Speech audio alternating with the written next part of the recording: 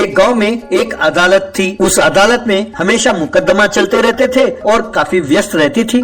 उस अदालत के बाहर एक ठेला था। उस ठेले का मालिक मंगेश चाय के साथ साथ अनियन राइस बनाकर बेचता था।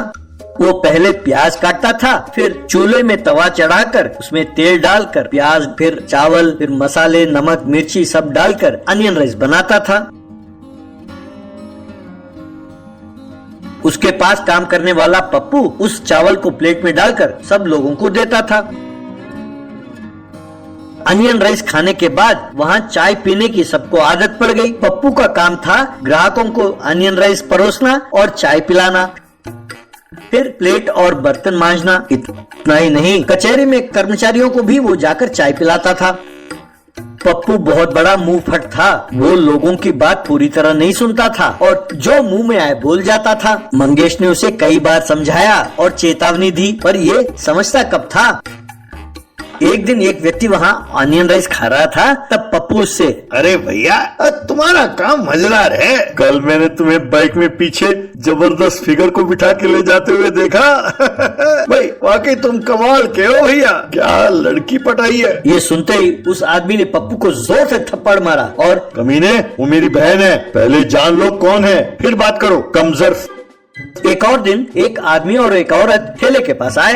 पप्पू उन्हें देखकर, अरे वाह, आप दोनों की जोड़ी तो तोता मैना की जोड़ी है। आप चाय पियेंगे या अनियन राइस खाएंगे, कहिए मैडम। ऐसा कहा। तब उस औरत ने पप्पू को जोर से थप्पड़ मारा और कहने लगी, तुमसे किसने कहा कि हम पति पत्नी हैं? तब उस आदमी ने भी उसे थप्पड़ मारा और कहने लगा, अरे मुंह फट, तुम दूसरों के मामले में दखल क्यों देते हो, हम दोनों दोस्त हैं। यूं कहकर दोनों गुस्से में वहाँ से चले गए। मंगेश, अच्छा हुआ, अपनी जुबान को काबू में रखो, तुम कभी नहीं सुधरने वाले, अपनी ये हरकतें कम करो, कहकर डांटा। एक दिन पप्पू कचहरी में चाय सप्लाई करके वापस लौट रहा था, तभी उसने दो व्यक्तियों को बात करते हुए सुना। पप्पू ने उनमें से एक व्यक्ति को पहचाना और कहने लगा, भाई साहब, आप मिर्जापुर के हैं ना, आपका नाम बलबीर है ना। भाई साहब, आपने मुझे पहचाना। वो व्यक्ति, हाँ, भाई तुम्हारा चेहरा जाना पहचाना लग रहा है। अरे भाई, तुम पप्पू हो ना। भाई तुम काफी बड़े हो गए, तुमने बहुत पहले गांव छोड़ दिया था। तुम कैसे हो, क्या कर रहे हो आजकल। पप्पू, अरे वाह भाई साहब, आपने तो मुझे पहचान लिया। मैं अच्छा हूँ भाई साहब। वो देखिए, वो ठेला मेरा है, आइए। तब बलबीर, अच्छा, ठेला लगाया है, बड़ी खुशी की बात है। तब पप्पू, ना भाई साहब, मैंने ठेला नहीं लगाया, मैं तो वहाँ काम करता हूँ, आइए भाई साहब। कहकर उन दोनों को ठेले के पास ले गया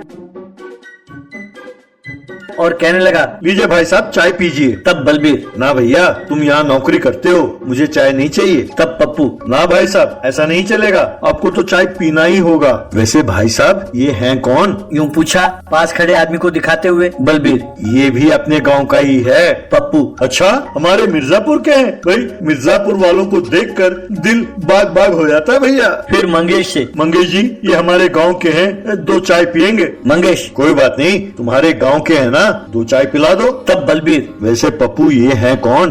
पप्पू, यही इस ठेले के मालिक हैं। लीजिए भाई साहब, चाय पीजिए।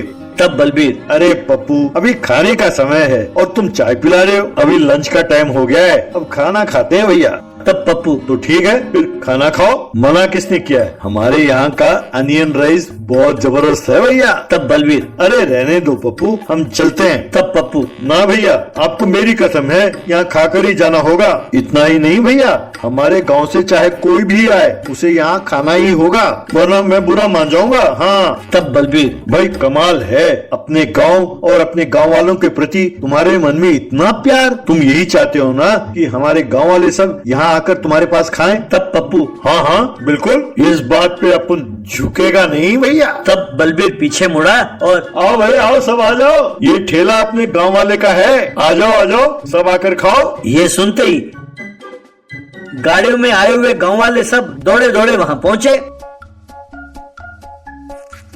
ये देखकर पप्पू दंग रह गया। सब ठेले से प्लेट उठाने लगे और उसमें अनियन राइस डालकर खाने लगे। ये देखकर मंगेश हैरान रह गया। तब पप्पू, अरे भाई साहब, ये सब है कौन। तब बलबीर, भैया ये सब हमारे गांव वाले ही हैं, हम सब कचेरी काम पर आए थे, बहुत भूख लगी है, मैं भी इनके साथ खा लेता हूँ, कहकर वो भी खाने लगा। तब मंगेश पप्पू